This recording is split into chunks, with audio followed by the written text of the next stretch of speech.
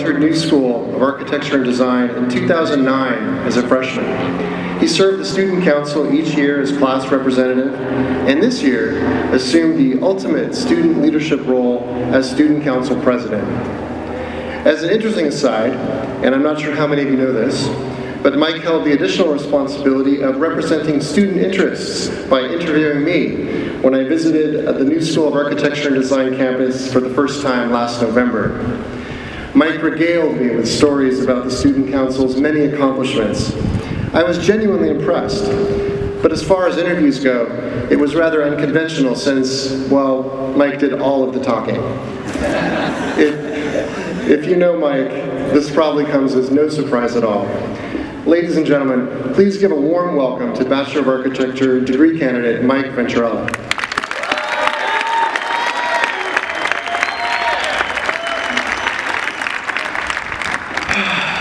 Well, there goes that. Well, first and foremost, I want to thank the friends and families for being here today, supporting us along our journey, enabling this addiction we call design. It's hard to believe we're finally here at the Salk Institute, a significant piece of architecture that we have all learned about and have earned the privilege to enjoy here today. Everyone looks so nice, all dressed up. I'm sure even Frances changed out of his sweatpants for the occasion. But who knows what we're wearing under these robes.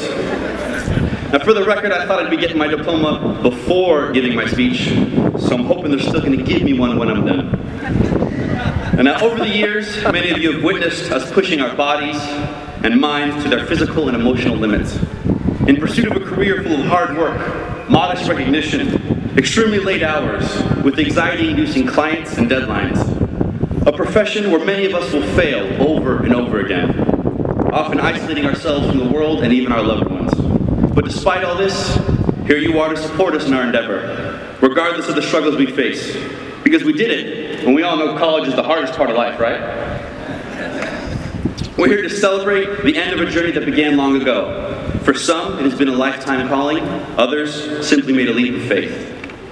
When we first started architecture school, we were instructed to purchase peppers, bell peppers.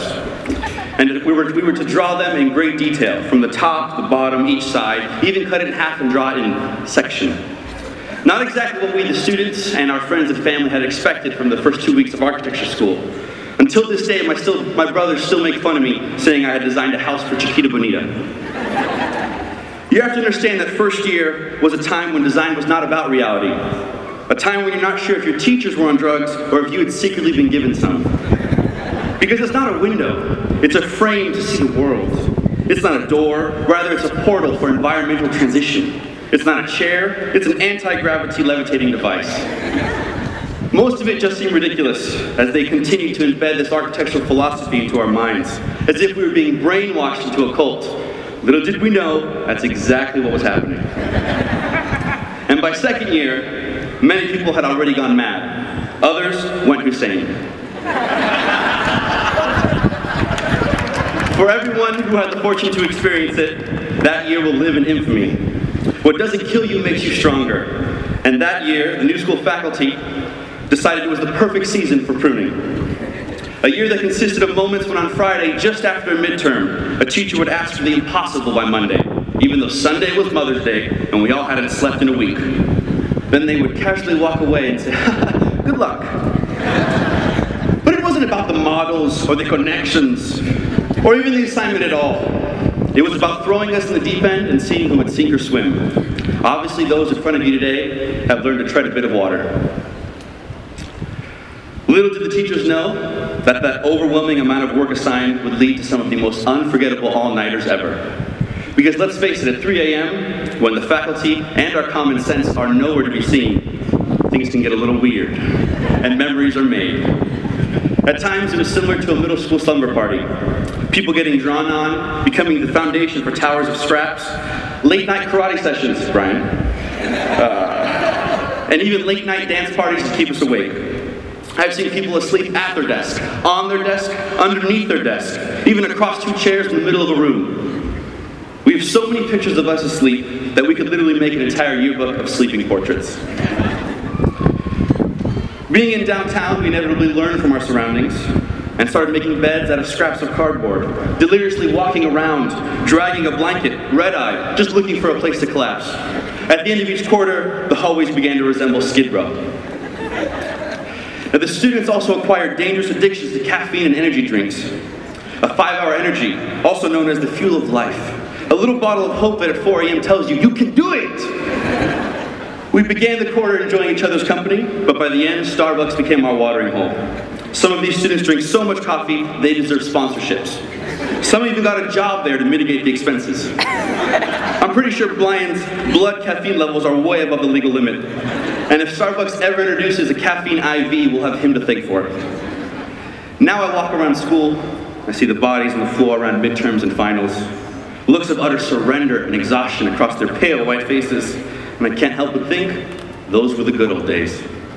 Gluing ourselves to our models over and over and over again. The 2 a.m. dash to clear the streets for street sweeping. Arriving at your car to find a nice yellow present on the windshield for the 3rd time that month. The 5 hours of work you did without hitting the save button, or your computer crashing just before finals. Some of us learned the hard way, some of us watched others learn. Within this graduating class are people that are going to change the world.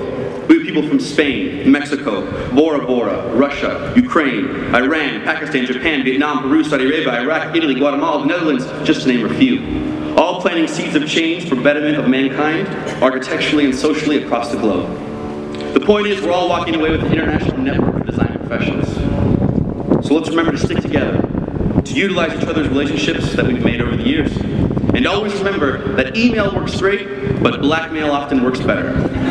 Because it's not about what you know, it's who you know and what you know about them. And after this much time together, we've all had our share of compromising moments. The fact is, we've become a family, and this will stick with us forever. This is a part of our identity. We came here as different people, but we now leave sharing years of memories and experiences. Most of them good, some of them bad, others we've already blocked out. We've been in close quarters for years, breathing each other's paint fumes, listening to each other's music.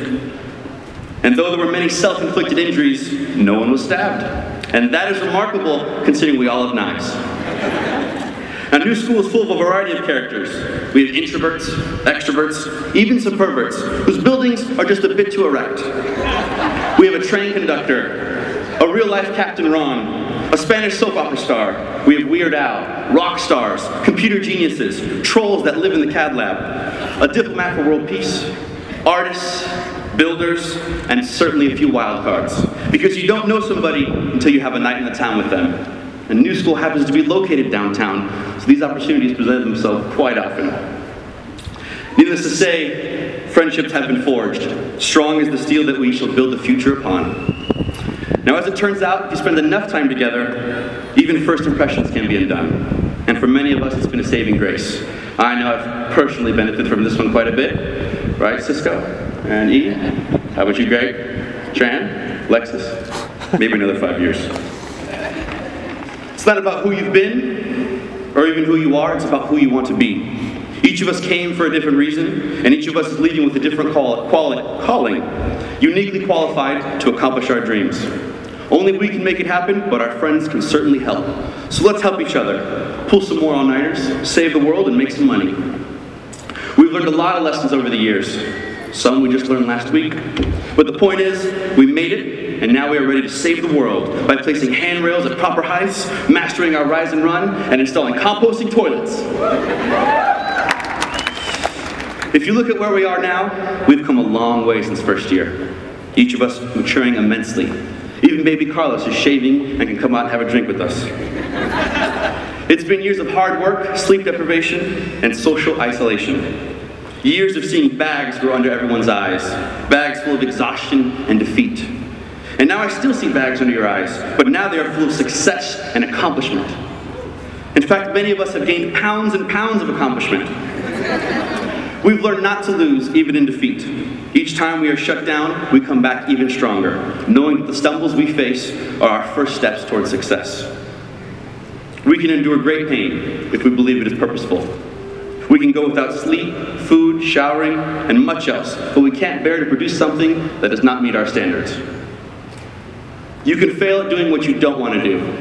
So you might as well fail at doing something you love. Because our fears do not stop life, do not stop death, they stop life. So let's live a little. Let's break the rules, not the law. Because you're only crazy until it works. And any fool can make a rule, and any fool will mind it. But it is more often that we are remembered for the rules we break. Because if we are to truly be original, we must push the envelope, think outside the box, and surpass the standards of 16 inches on center. There are those of us who will design molds, and there are those of us who are meant to break them. We have been shaped, molded, and transformed over these years. Now it is time to build the future on the foundation we have laid here at New School of Architecture and Design. To the students and the faculty, thank you for all the irreplaceable memories and experiences. And remember, when it comes to licensure, if you don't use it, you lose it. Thank you.